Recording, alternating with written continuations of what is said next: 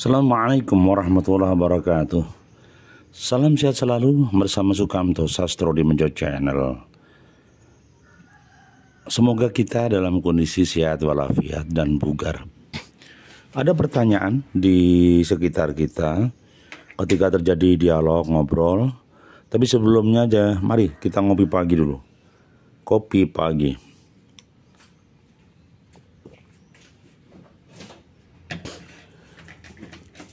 Untuk dialog hari ini kami mencoba menggunakan beberapa literasi.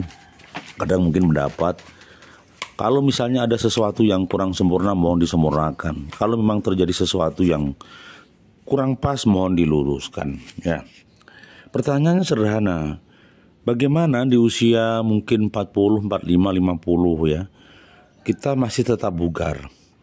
Apalagi bagi perempuan mungkin setelah menopause. Bagaimana kalau tetap bugar? Nah, ada beberapa tip kecil. Apa itu? Tip kecil yang harus dilakukan adalah dengan cara sederhana, yaitu lakukan olahraga yang rutin. Ya, lakukan olahraga yang rutin. Olahraga paling kurang 30 menit setiap hari. Ini baik bagi jantung dan tulang, membantu mengatur berat badan, tidur, dan meningkatkan ya metabolisme tubuh. Nah, kemudian yang kedua, jangan lupa penuhi kebutuhan kalsium guna memelihara kekuatan tulang belulang ya, untuk mencegah osteoporosis. Ingat, kebutuhan kalsiumnya harus terpenuhi. Nah, banyak lembaga menganjurkan perempuan sehabis menopause tidak menggunakan penggantian hormon agar mengkonsumsi 1.500 mg kalsium setiap hari. Ada yang berpendapat begitu. Nah, kemudian jangan lupa lakukan relaksasi dan olahraga. Karena relaksasi olahraga jalan di pagi hari ini sambil melihat matahari terbit mungkin, ini membuat suasana menjadi indah, cerah, dan menjadi kuat situasinya. Jadi jogging pagi, olahraga ringan itu memudahkan kita untuk mendapatkan kesehatan yang luar biasa. Itu yang terjadi ya. Jadi ada perlu catatan bahwa ya Profesor Dr. Muhammad Anwar ya, itu yang pernah beliau sebagai ketua perkumpulan menopause Indonesia di daerah istimewa Yogyakarta, dia pernah menyampaikan pendapatnya ya, bahwa di muka bumi ini menurut perhitungan para ilmuwan ya, di tahun 2030 ya, 2030 ya, diperkirakan jumlah perempuan yang memasuki menopause akan mencapai 1,2 miliar. Itu artinya sebanyak 1,2 miliar perempuan akan memasuki usia lebih dari 50 tahun. Dan angka itu merupakan 3 kali ya, lipat angka sensus tentang jumlah perempuan menopause pada tahun 1990. Begitu. Ada? Enggak ini Pak, enggak ini Pak. Enggak ada ini Pak. Sana aja Pak, yang pojok sana. Itu kanan jalan nih. Mbak Menau, ya. Jadi Pak, ya. Kalau ini depan Perumnas juga ada. Perumnas itu ada, biasanya jam segini ada toko sayur.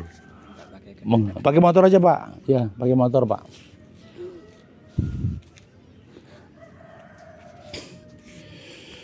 Jadi kami ulang bahwa terima pada yang datang. Ada yang tanya tadi, tanya telur. Bagi kita lanjutkan bahwa ya, ada catatan bahwa ada 1,2 miliar perempuan akan memasuki usia lebih 50 tahun dan mereka masalahnya adalah menopause. Khusus Indonesia, menurut Dr. Zain Al-Kaf ya, itu ya pernah menduduki Ketua Bagian Kebidanan dan Kandungan di RSUP Dr. Sarjito Yogyakarta, bahwa jumlah perempuan yang memasuki masa menopause yang ditandai dengan berhentinya menstruasi dan secara umum terjadi setelah usia 51 tahun mencapai 15 juta orang. Nah, gitu ya. Itu kita ngomong jumlah angka ya.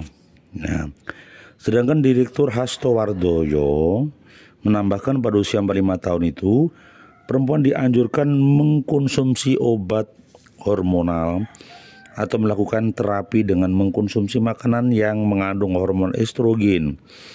Di Indonesia banyak makanan yang tumbuhan yang dimanfaatkan, yaitu tempe, pepaya, bengkoang, buah terong yang sering digunakan sayuran. Nah, jadi sebenarnya bisa dilakukan juga dengan mengkonsumsi tempe.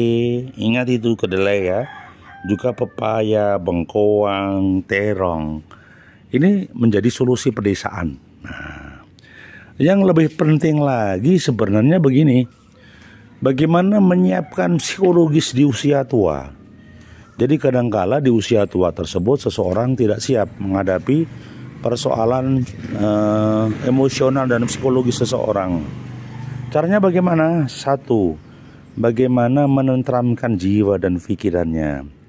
2. Bagaimana menyiapkan kesehatannya yang mulai berkurang dari sedikit demi sedikit. 3. Bagaimana menenteramkan hatinya.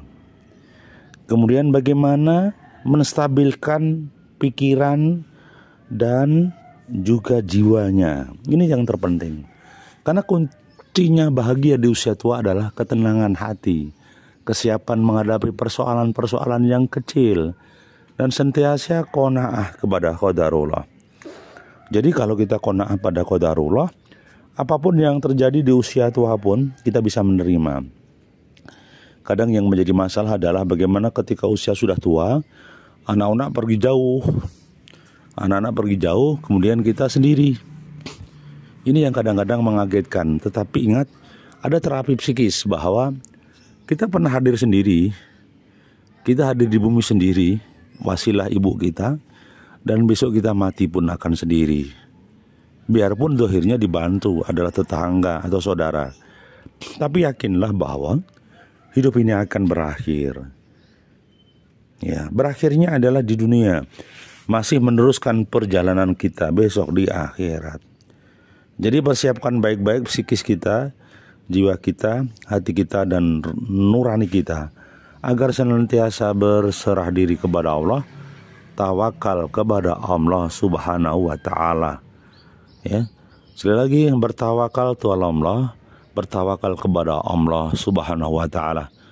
Jadi semoga Allah merahmati, semoga Allah meridhoi, dan senantiasa mendapatkan kebaikan di dunia wal akhirah.